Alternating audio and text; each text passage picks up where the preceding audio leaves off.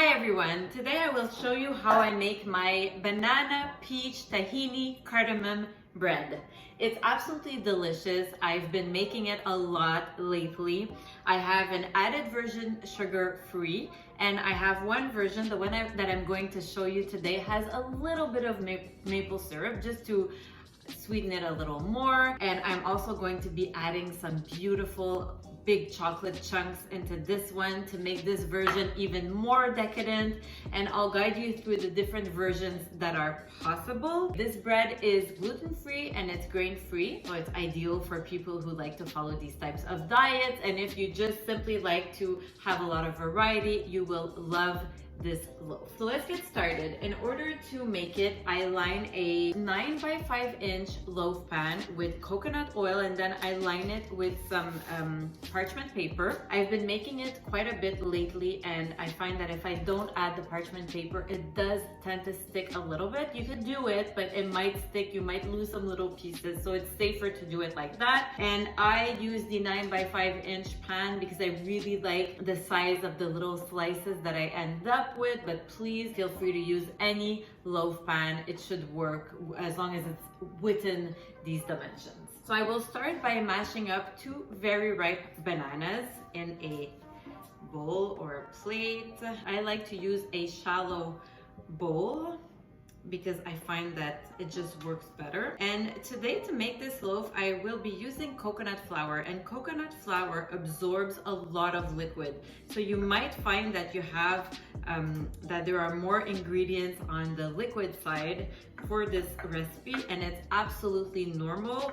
It's because of the coconut flour. So I am mashing up the banana. It goes really quickly because it's very, very ripe. And depending on how you like your loaf, you can mash it up really, really well to have it like super, super smooth, or you can leave a few little chunks. I personally really enjoy the chunks, but I won't leave too many because we're also adding peach. So this is done. And now I will add my eggs. So because I have 3 eggs, I'm going to break them in this little side bowl before, just to make sure that I don't get any shell into it. Now with the same fork that I used to mash the banana, I can just simply break up the yolks, and then I just pour it into my bananas. And typically coconut flour recipes require quite a lot of eggs. It just works really well with eggs. Okay, so this is mixed. Then I have some tahini paste. If you follow me, you might have noticed that I use a lot of tahini. It's one of the seed butters that I really, really love. So I use it for salad dressings, for different sauces. I use it to bake. I also use it just to, I of course use it in hummus, and I make, I mentioned the sauces, and I also use it just to garnish some toast and things like that. So I really enjoy the taste of tahini. So I will be using half a cup of tahini paste. Okay. And here it goes into my liquid or wet ingredients. It smells delicious. I love the smell of tahini. I will mix well. To my wet ingredients, I am going to add 2 tablespoons of maple syrup. As I mentioned, this is optional. I've been making this loaf a lot, and I actually don't add any maple syrup because I find that the sweetness from the banana is enough for me. That's how I like my stuff. I don't like it too sweet. If you want it more universal, if you want to serve it to more people, I do recommend that you add the 2 tablespoons of maple syrup. And often it's trial and error. You can make it first with the maple syrup, and then you see. If you want, you could try with only 1 tablespoon and then reduce it completely. And I also want to add my coconut oil. It's not softened here, so I will put it in a microwave just to make sure that it's soft enough to mix. I have softened my coconut oil so that it's liquid. I do not want it to be hot because all these eggs, they will coagulate if I'm adding hot liquid. So I make sure that it's tempered and that it's only warm and not hot. And I add it into my wet ingredients. And the last thing that I want to add to these humid ingredients is 1 teaspoon of vanilla extract. So now everything is mixed well. We can set those to the side and I will do the dry ingredients. So as I mentioned, we're working with coconut flour and I will be using half a cup of coconut flour. So I have this is a 1/4 cup measuring cup. Therefore, I will put it twice so that I get half a cup. Then I will put some almond flour and I'm using a 1/4 cup of almond flour. I'm going to put 1 teaspoon of baking powder. And I'm going to include half a teaspoon of baking soda. And I'm using a baking powder and a baking soda that are both gluten-free. Since this loaf is gluten-free, I'm keeping the whole thing gluten-free. Of course, if you don't have an allergy or an intolerance, feel free to use any type. And then my secret ingredient is ground cardamom seeds. And those are super, super fragrant. Just now, just by opening this little jar, it smells delicious. So I'm actually going to put half a teaspoon of cardamom powder, and it's quite an overpowering spice. I love the taste of it, so I'm putting half a teaspoon. If you find it too much, you could put a little bit less. What I do find, however, is that if your spices are not fresh, they're not as fragrant. So I was baking with cardamom before, but I realized that my little packet that I had wasn't super fresh, and I finished it lately and bought a new bottle or a new jar, and this one is so much more fragrant, and I think that is just because it's so much fresher. So it does make a huge difference. So I will mix them with my whisk, and then I can also add my chocolate, and I'm adding a lot of chocolate, so it's going to be delicious. So I'm going to keep a little bit for the top of the loaf. And the last thing that I want to do is that I want to cut my peach in little squares. So I wasn't sure if I was going to peel it or keep the skin. I've been making this recipe with the skin. I find it goes really well. And it's also important to have a peach that is ripe but not too soft, because then it will just it'll like mush up in the loaf. So you want to still have pieces of peach. Well, that's how I find it delicious.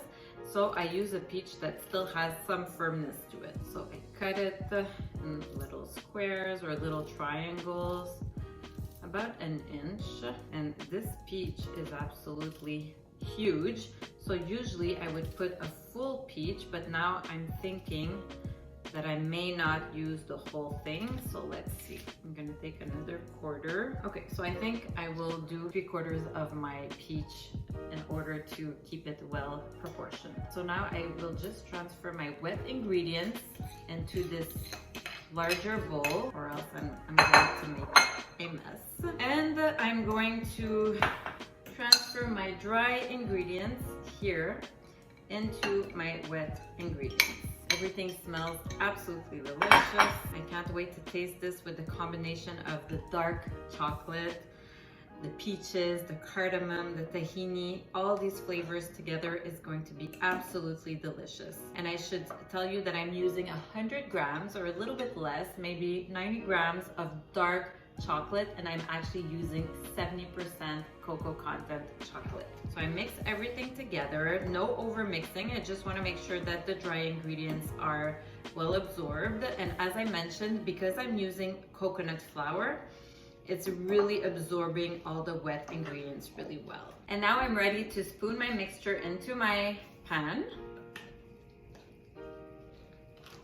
I can't get over how delicious it smells. I can really see that my liquid ingredients has been absorbed by the coconut flour, which is exactly what we want. Okay, so I flatten everything out in the pan. I'm gonna make sure that everything looks very equal, and I'm going to top it with some beautiful peaches. So usually I chop up 1 full peach into the mixture, and then I top with slices from half an extra peach, but now since my peach was so large, I used 3/4 of it, and I will use the other quarter to top my loaf. So I cut nice thin slices like this, and I do a beautiful layer of peaches on top. I'll show you after. And now I said that I was saving some chocolate, so I will also be topping the pan with some delicious chocolate.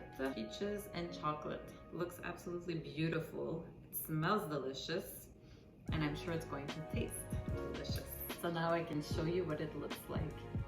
Isn't it pretty?